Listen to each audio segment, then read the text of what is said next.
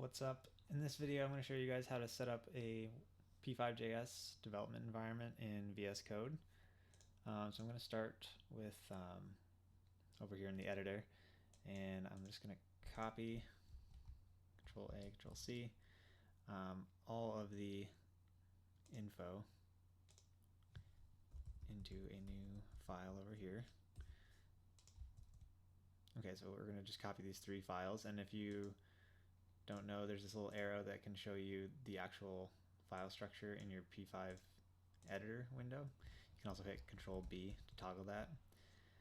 Okay, so we got the HTML. Let's get the JavaScript. Let's add a file called sketch.js. And it's important that sketch.js has the same name, so here's where it's linked. So if we wanted to change this to like script, then we'd have to be sure to change the name of this to script as well. And finally, I want the style, CSS.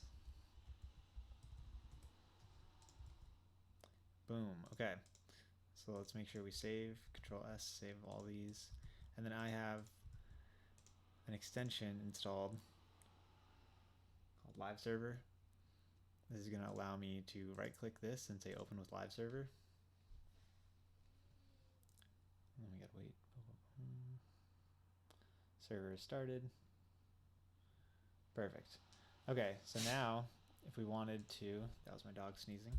If we wanted to add a circle at 100, 240, boom. And as soon as we save, we get a real-time update. And in the next video, I'm going to talk about setting up a WebGL environment.